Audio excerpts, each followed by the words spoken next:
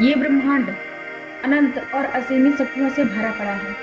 झरनों की कलकल में, फूलों की सुगंध में, पर्वतों में, वायु के वेगों में, वायु की शीतलता में, पानी की बूंदों में। ऐसे अनगिनत नाम गिनाए जा सकते हैं। इनकी मदद से आप खुद को असीमित शक्तियों को धारण करने के काबिल बना सकते हैं।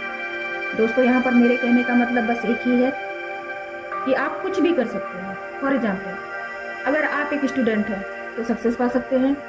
एक बिजनेसमैन है तो नेम, फेम और सक्सेस पा सकते हैं। एक स्पोर्ट्समैन है तो भी आप नेम, फेम और सक्सेस पा सकते हैं। विश्वास नहीं हो रहा है ना? तो जरा सोचिए, किसी भी फील्ड में किसी भी सक्सेसफुल पर्सन का नाम लीजिए और विचार कीजिए उनके बारे में। क्या उनकी सक्सेस के पीछे कोई दैवीय गुण रहा है या फिर किसी की मदद से उन्होंने सक्सेस को पाया है? जी नहीं, उन्होंने खुद से मेहनत की है, खुद से निरंतर संघर्ष करते रहे, तब जाकर अपने को इस लायक बनाया। लेकिन कैसे? क्या इसका कोई मंत्र है? जी हाँ, और वो है the power of subconscious mind, आपका अवचेतन मन।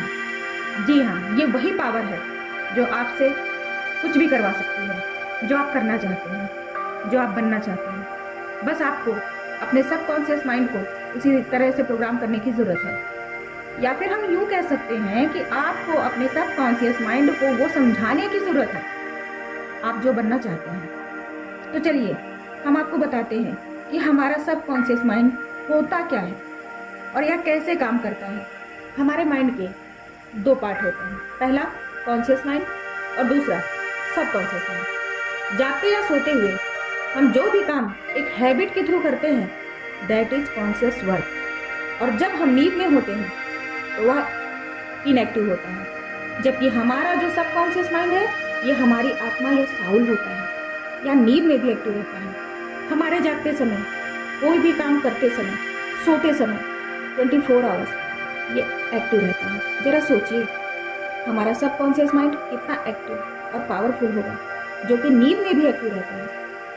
कई बार हमने यह देखा होगा कि सपनों में या किसी विचारों में हम मीलों दूर की यात्रा कर लेते हैं, दूसरों की भावनाओं को आसानी से समझ लेते हैं, या कई ऐसे असंभव काम भी कर लेते हैं जो कि इम्पॉसिबल से लगते हैं। ये सारे काम हमारा सबकॉन्शियस माइंड ही करता है। बस इसे डेवलप करने की जरूरत है, जिससे कि आप जो चाहें वो काम करवा सकते हैं अपने सबकॉन्शियस माइंड के थ्रू।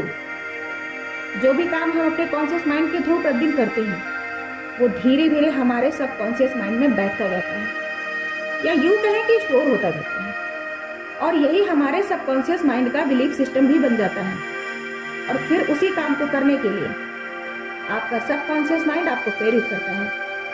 तो यहाँ पर कहने का मतलब ये है कि आपके सबकॉन्शियस माइंड को वही काम करने की एक आदत सी हो जाती है। फॉर एग्जाम्पल, जब हम बाइक चलाना सीख जाते हैं तो हमें यह सोचना नहीं पड़ता है कि हमें ब्रेक कब लगाना है। हमारा सबकॉन्शियस माइंड सब कुछ अपने आप ही करने लग जाता है। हमारे माइंड में जो इमोशंस और फीलिंग्स आती हैं, ये सब हमारे सबकॉन्शियस माइंड की ही पावर है। हमारे सबकॉन्शियस माइंड की पावर बहुत अधिक होती है। सबकॉन्शियस माइंड वो हिस्सा होता है जिसके अंदर हमारे पैदा होने से लेकर के अब तक का सारा रिकॉर्ड मौजूद होता है। तो अगर सबकॉन्शियस प्रोग्राम को चेंज करना है तो पहले इसमें वो प्रोग्राम्स डालने होंगे जो आपको बनना है। परंतु ये तुरंत चेंज नहीं होता है, इसे बार बार सुबह उठते ही उस तरफ मोटिवेट करना होगा जो आप चाहते हैं। हाँ, आप जब उसमें मोटिवेशन को डालेंगे तो आपका सबकॉन्शियस माइंड आपको उसी पुराने प्रोग्राम पर कार्य करने को बाध्य करेगा और करवाना भी चाहेगा। आपको डराकर, आपकी कमियों को बताकर, आपको बोर फील कराकर। तो कैसे होगा ये सब?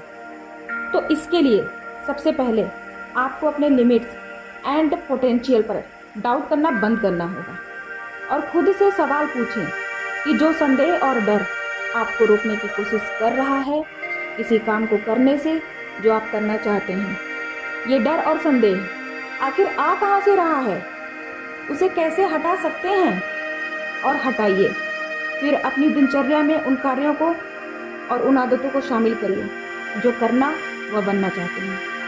एक स्टडी में पाया गया है कि अगर हम किसी काम को 21 दिनों तक निरंतर दिनचर्या में लाते हैं, करते रहते हैं, तो यह हमारी आदत में आ जाता है और आप फिर 22वें दिन वो कार्य किए बगैर रह ही नहीं पाएंगे।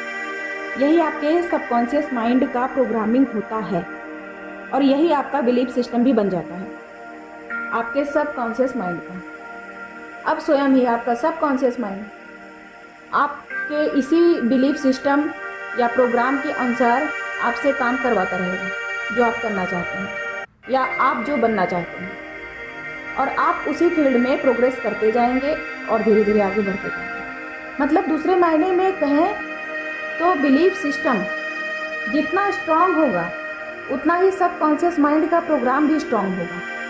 अगर ये आपका बिलीफ सिस्टम नहीं है तो पढ़िए कहानी एंजेला कावालो जर्मनी की, जिन्होंने 1982 ईस्वी में अपने बच्चे को बचाने के लिए अकेले ही एक ट्रक के पहिए को 6 इंच अपने हाथों से उठा दिया था। ये बिलीफ सिस्टम ही था एक माँ की ममता का, उसके सबकॉन्शियस माइंड में जो पहले से था कि कुछ भी हो जाए मुझे बच्चे को बचाना ही है।